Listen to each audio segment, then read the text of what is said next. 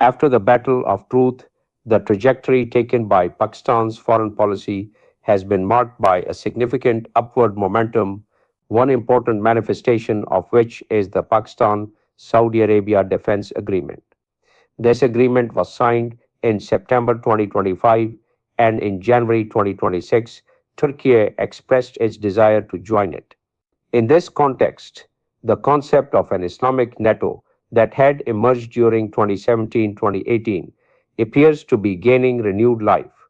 If we examine the reasons behind the formation of this defense alliance, it becomes evident that since the United States attacked Venezuela and US President Donald Trump issued aggressive threats regarding Greenland, European countries, already disillusioned with the United States over its retreat on the Ukraine front, began moving away from reliance on the US for their security.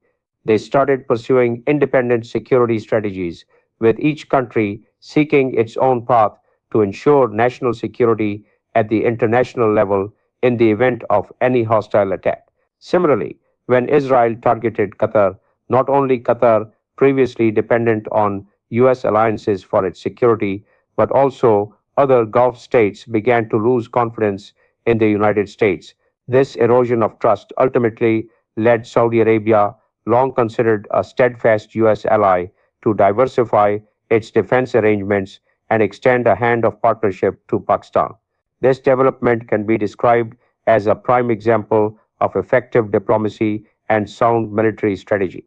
Although the United States does not currently appear to have a clear intention of directly occupying Greenland, it remains possible that after escalating its threats to a peak, President Trump may adopt a policy of bargaining and compromise, as was seen in the case of Iran. Globally, formal defense agreements of this nature, commonly referred to as defense pacts, are rare. The United States has defense agreements with three countries, while Pakistan has such an agreement with Saudi Arabia. This raises the question that if Turkey, Pakistan, and Saudi Arabia become part of a single defense agreement, other OIC countries, recognizing this alliance as a major military force, may also show interest in joining it.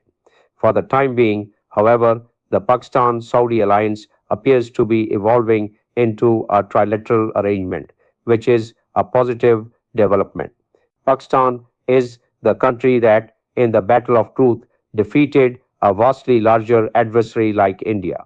In comparison, Saudi Arabia, another party to this defense agreement, holds undisputed strategic, religious, and economic significance and is regarded as a leading standard bearer of OIC interests.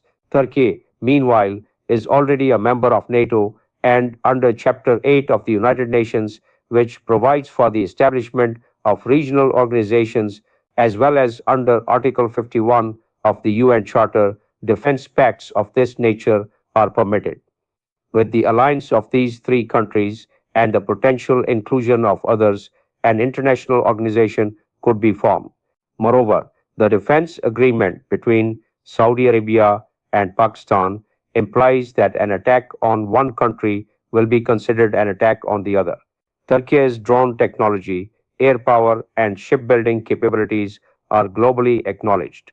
Its drones are inexpensive, effective, and autonomous, and they have proven their operational effectiveness in Ukraine, Libya, and Nagorno Karabakh.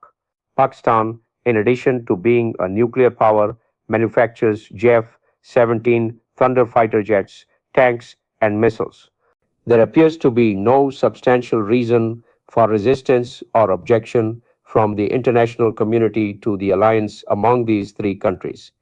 However, adversarial states such as India and Israel are viewing this alliance with concern, particularly because, according to some reports, Pakistan used Turkish drones against Operation Sindoor in May 2025. Despite this, neither country has yet made an official statement against the alliance. The Pakistan Saudi Arabia Defense Agreement was signed in Riyadh by Saudi Crown Prince Mohammed bin Salman and Pakistan's Prime Minister Shehbaz Sharif. Its key clause states that aggression against one country will be considered aggression against both, mirroring NATO's Article 5. The objective of this agreement is to strengthen regional security and promote joint defense cooperation. Pakistan's Minister for Defense Production confirmed that after a year of consultations, the three countries have finalized the draft of the agreement. This agreement will be separate from the existing Pakistan Saudi agreement and will establish a strong alliance against regional tensions. Turkish Foreign Minister Hakan Fidan stated that negotiations are ongoing and that the Turkish president envisions laying the foundation for a broad platform. According to a Bloomberg News report, this alliance could take the form of a Muslim NATO, with the inclusion of other countries such as Egypt and Qatar appearing to be a natural progression.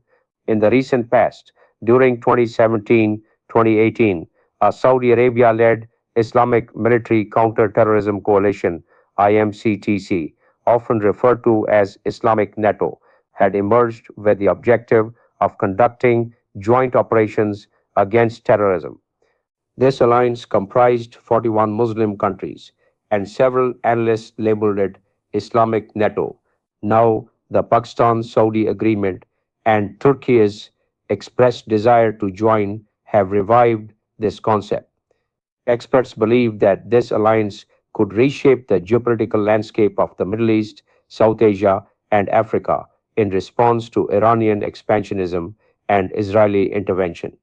This development would also demonstrate the weakening credibility of NATO and highlight the growing autonomy and defensive capabilities of Muslim countries.